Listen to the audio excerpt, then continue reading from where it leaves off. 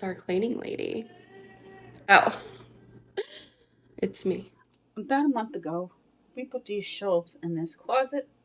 It is time to go through everything and organize it. One of the biggest mistakes that you make in pantry organization is thinking it's going to stay organized.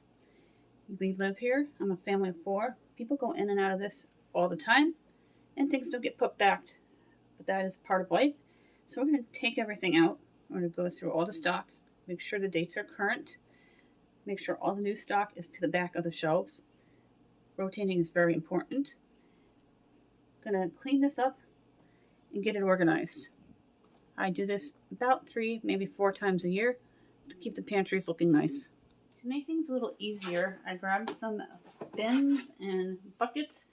I'm going to pull things off the shelf, filling up each of these, putting them on the table, then we're going to sort through them all. Hey everyone, we're going to take everything off these shelves and doing one shelf at a time. If you want, you can zone things out. The zone 1 for the top shelf, zone 2 for the second, and so on and so forth, until all the zones are completed.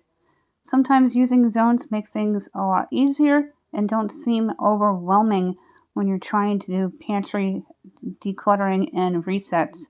And we're going to do this completely free by reusing items we already have, as well as the packaging that the items come in. And cool hacks will be added to this pantry for your convenience.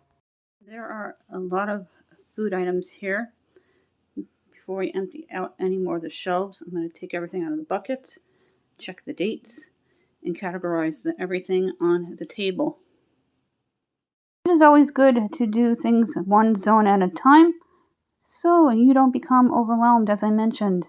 We're going to take everything out of these buckets that we just removed from the pantry shelves, and we're going to organize them by category: meats, vegetables, fruit, and boxed items, and baked goods, and so on and so forth. Then we're going to put them into bins and house them by their category. And I don't do labels because my family doesn't pay attention to them and the labels fall off. So it's easy to put them in the bins, and so they're visible and they can see what's inside of them and take out what they need that particular night for dinner or lunch or whatever they want to make it with. I went through everything and checked all the dates, and they're all current. I know which is new and which is older, so I put the newer stuff to the top of the piles.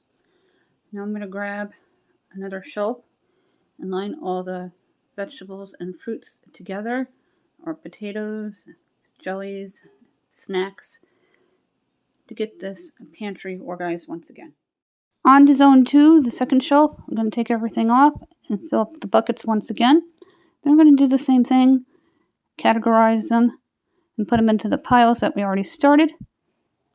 Then put them back onto the shelves neatly in Dollar Tree bins or the product box that they came in to make these pantry shelves organized and more efficient for my family to obtain these items. We're going to start putting things in bins. I'm bringing my bins back to the pantry shelves because I'm just not happy with them all over the place.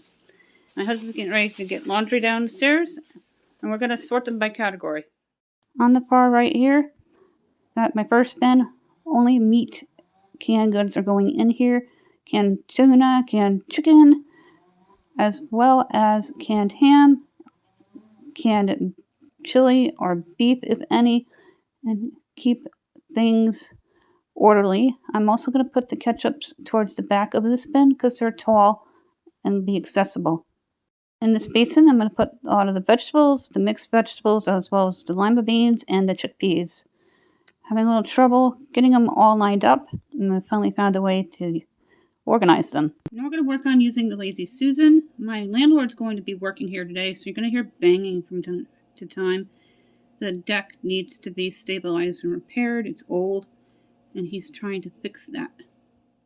On the Lazy Susan, I'm going to put the peanut butters, the jellies, the fluff, stuff that we use on a regular basis, as well as the syrups and the frostings because they're aqua jars. And now we're on to the second shelf, zone 2, putting some boxes next to the basin.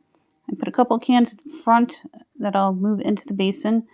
I like to play around, Nothing's ever done right the first time, so as you're organizing, play around until you find a system that works for you and how you like things to look, so it's a nice clean line throughout the entire shelving unit.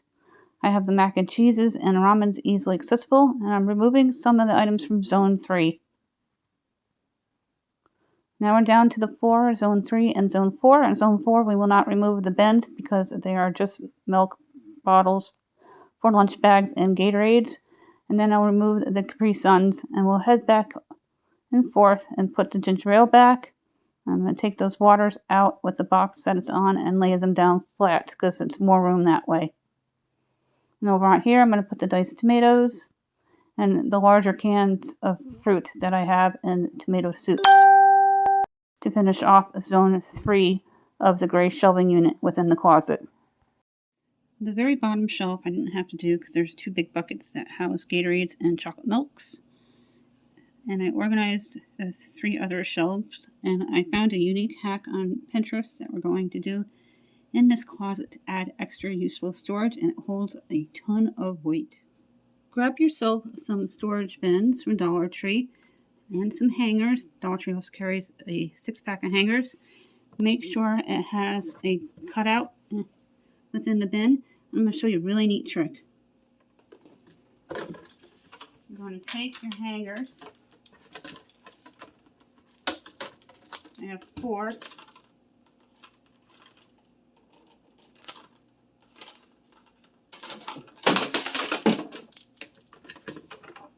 I'm going to groove them into the cutout of the bin.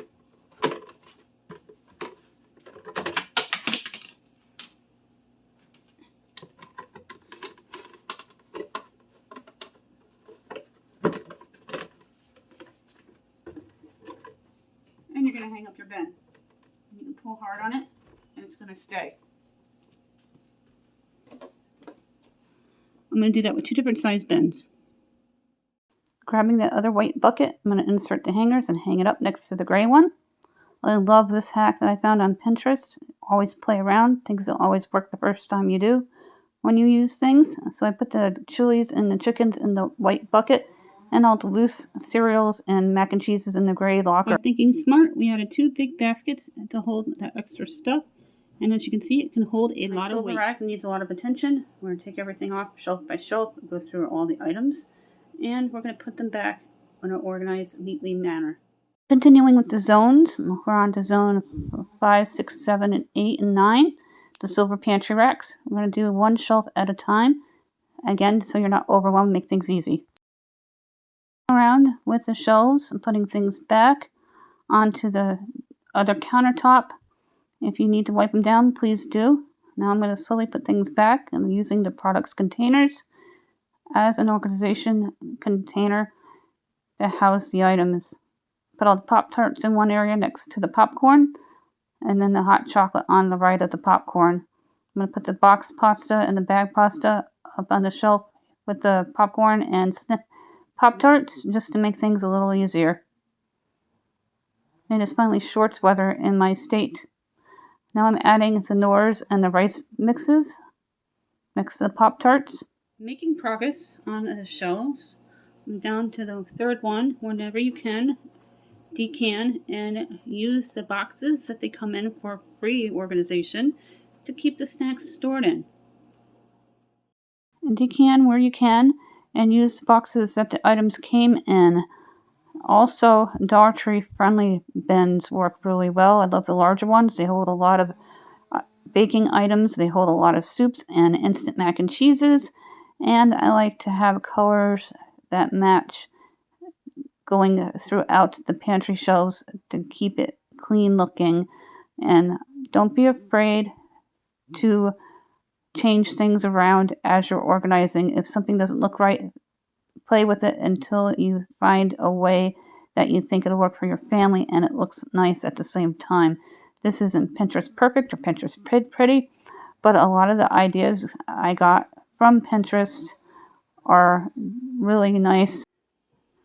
Another common mistake is just thinking when you put something onto your shelf, it's going to stay that way, especially with things that are high traffic and easy grab, like Capri Suns and any kind of juice box or bottle.